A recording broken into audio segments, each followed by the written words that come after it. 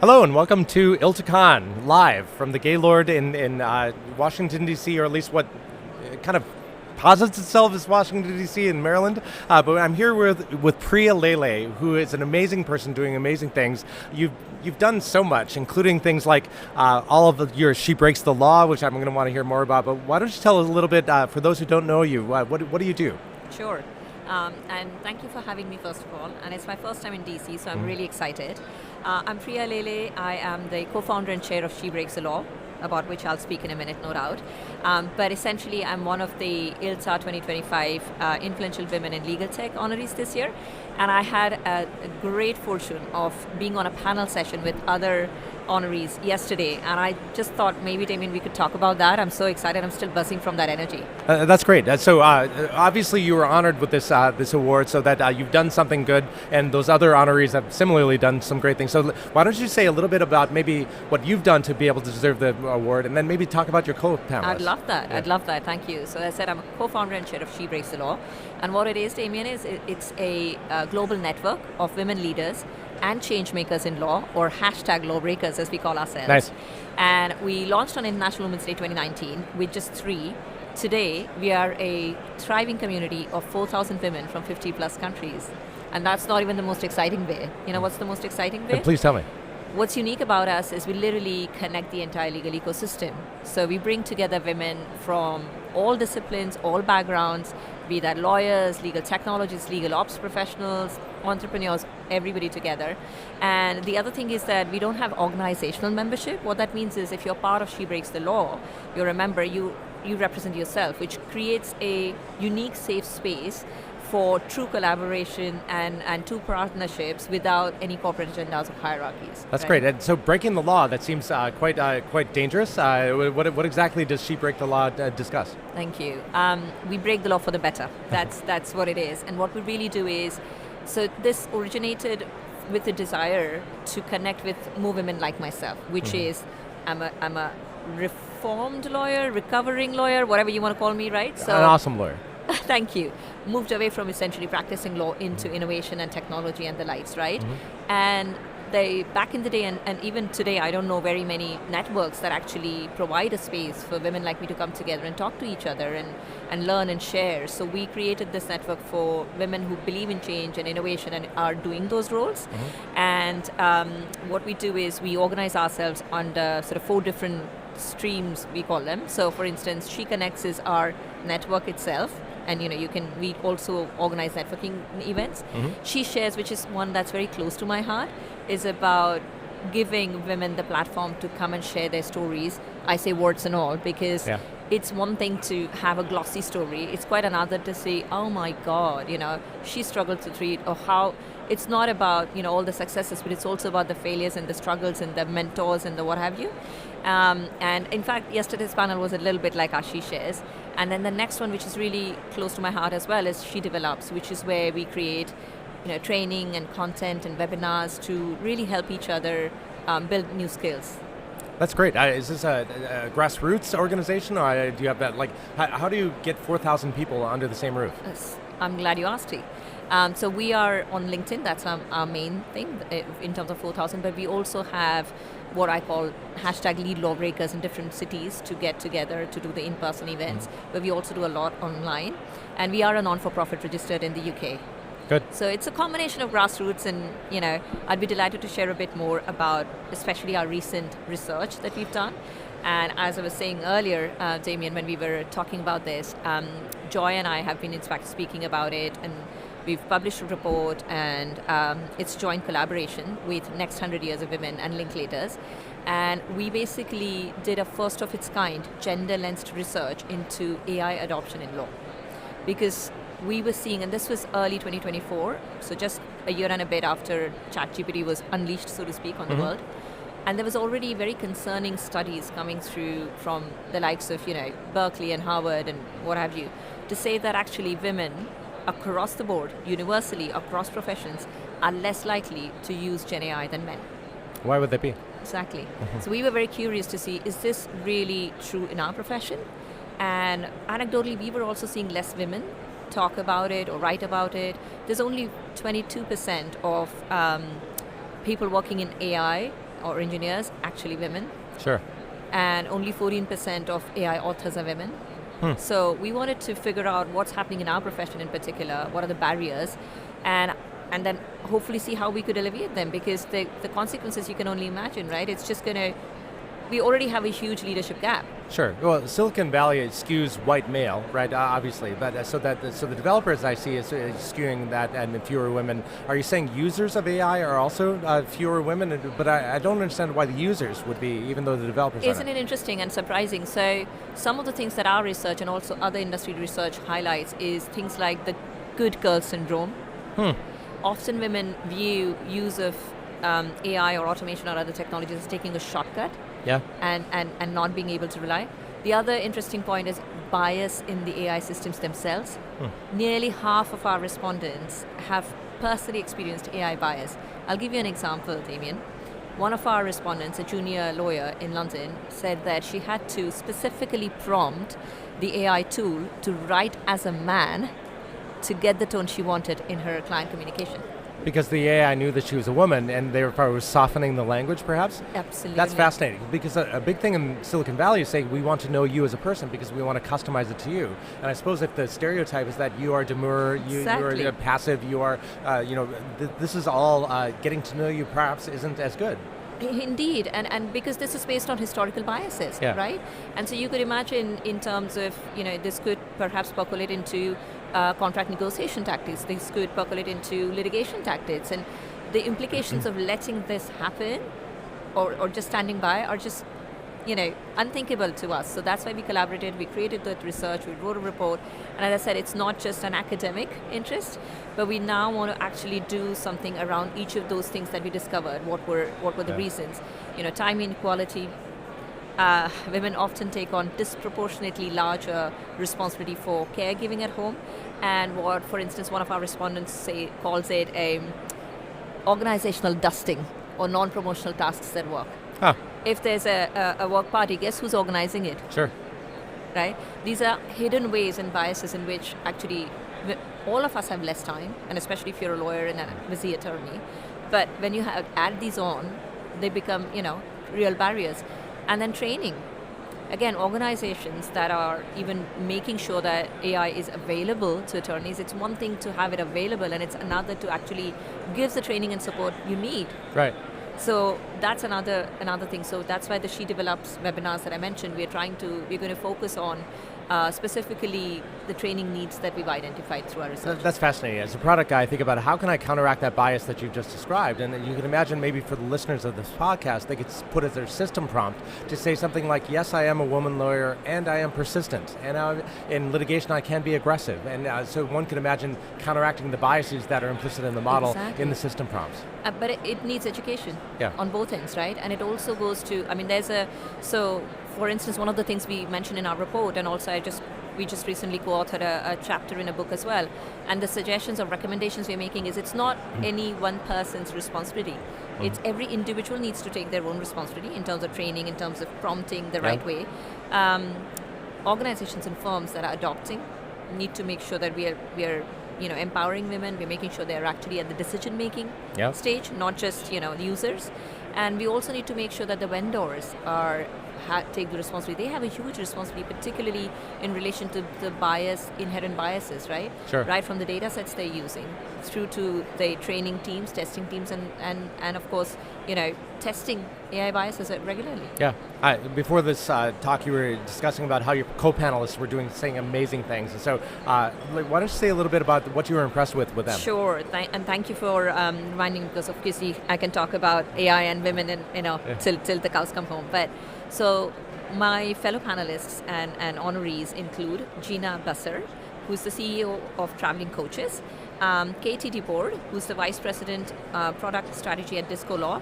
Unfortunately, Katie couldn't join us yesterday because she's recovering from an injury and a surgery. Oh, that's too bad. But again, we gave a shout. I know how shameful, but her colleague mentioned her story, and also we gave a shout out to her to have prioritized personal care, which is extremely hard for most of us, and especially for women.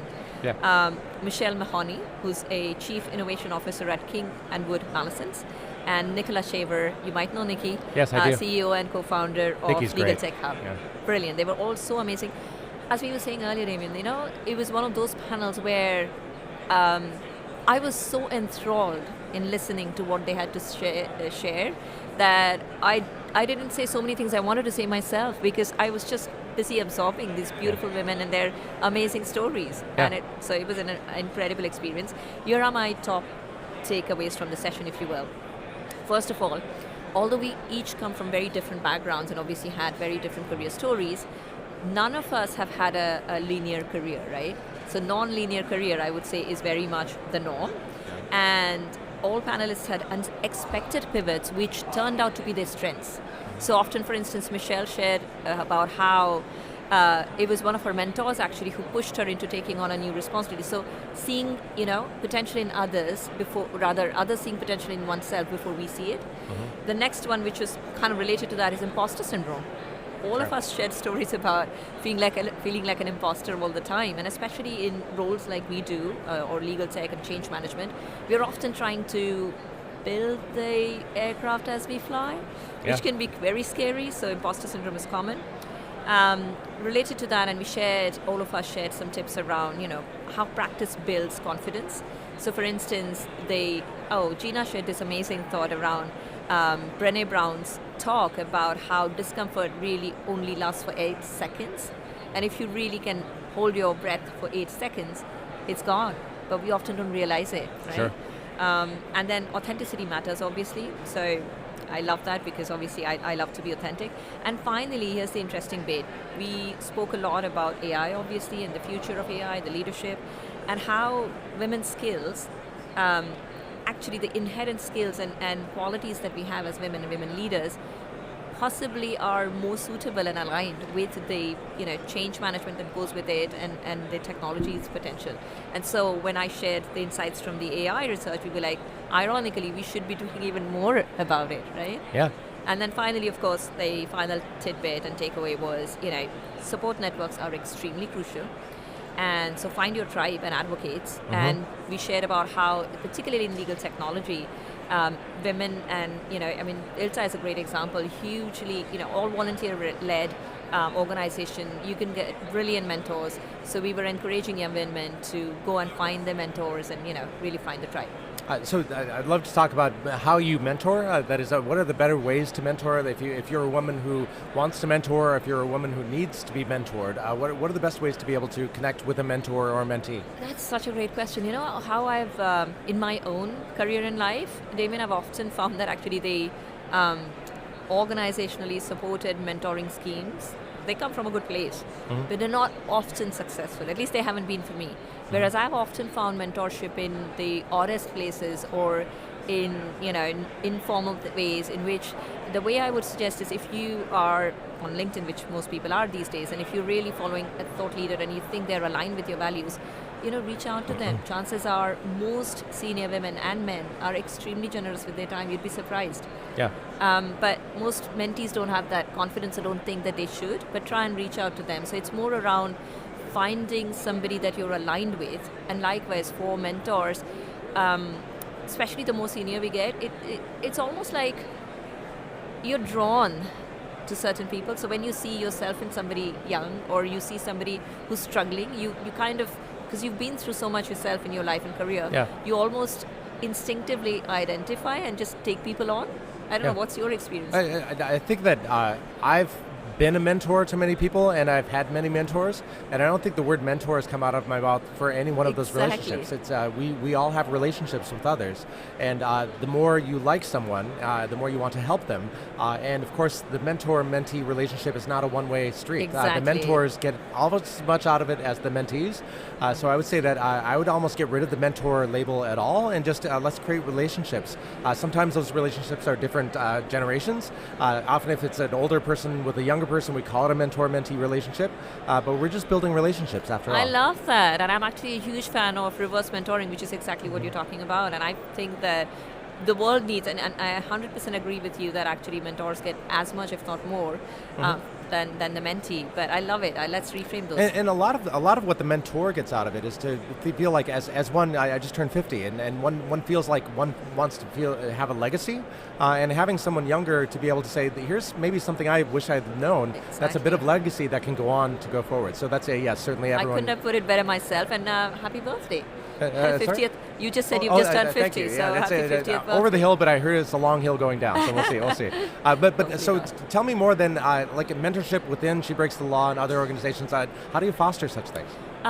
So again, through our She Connects events, whenever we do that, and or frankly, just through the community, the group that we have, or the chats we do, often what I'd see is that younger women, and not just younger women, again, to be honest, mentor and mentorship relationship is not to do with age or experience either, right?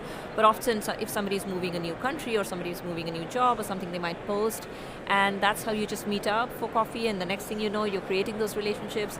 Or so many people reach out to me personally, which I would love to empower them to reach out to each other, but I often am the connector, and we've also created some WhatsApp group for certain parts of the communities. Yeah. For instance, our India group is actually really active on WhatsApp, and they literally reach out to each other for references, for suggestions, recommendations, all sorts of things. Yeah. So it just happens organically, I suppose. We don't run a formal mentorship.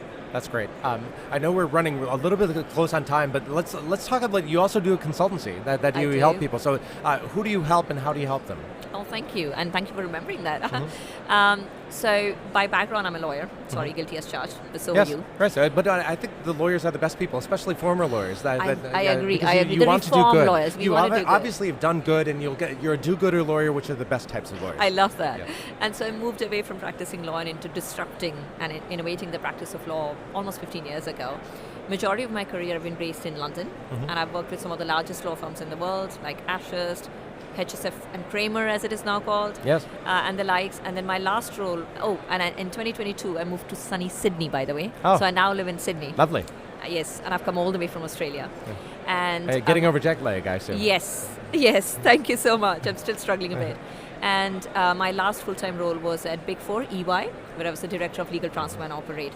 So in my consulting work, I've worked mostly with not only internally in the law firms on transformation projects and helped implement cutting-edge technologies, but I've also had the privilege, I suppose, of working with some of the largest corporate legal departments on their transformation journeys. So some of the examples are, for instance, one of the largest banks. I've helped them to create millions of pounds worth of legal tech investment in their tech stack, through to most recently I did a transformation roadmap for an APAC and Japan technology company just before they got the largest investment of the year, 24 billion, which was exciting. Wow, that is exciting. I know. And now I do personal consulting and of course focus on She Breaks the Law. And one of my main consulting gigs is with ILTA, actually. I'm really delighted to be consulting with ILTA. What are you going to be doing with ILTA? I'm going to be working with Joy and Denise. Denise is the VP of Content on content curation strategy. Oh, fantastic. That's great. And of course I'm just interrupting you, that is fantastic. And I'm also relaunching ILTA in Australia. Has there ever been in ILTA Australia? Indeed, and there's a huge membership in Australia. Huh. But since the pandemic, I don't think we've done a lot in that region. But now that I'm there, boots on the ground, so to speak. Given time zones, I think they need it, because I assume that you're sleeping when most of the ILTA and things in North America are happening. So absolutely. So we're hoping to bring back the magic in Australia. That's fantastic. Maybe ILTACON Australia 2028. Why not? Amen to that. Amen to that. Well, this has been a fantastic conversation. Thank you so much for joining us, and congratulations again on your award. Thank you so much. This has been so much. And do you have any closing thoughts that you'd want our listeners to hear about? Thank you very much, Damien, first of all, for having me and making me so comfortable on the talk. I suppose my final thought would be a call to action, right? Good. And the call to action is, if you forget everything else I've said today, hopefully you won't, then please remember this one thing, which is that, as I said earlier, it's everybody's responsibility. And the gender gap in AI is something we all need to work towards closing. As an individual, as an organization, as a vendor, whatever you are, wherever you are, please give it a thought. What's the one thing you can do to help us close the gender gap in AI? Amen. And as a man, I will take that to heart, and I hope the listeners do too. Thank you very much. Thank you so much for joining us, and really good, best of luck on all of the cool things you're doing. Thank you, Damien. All right, thanks everyone.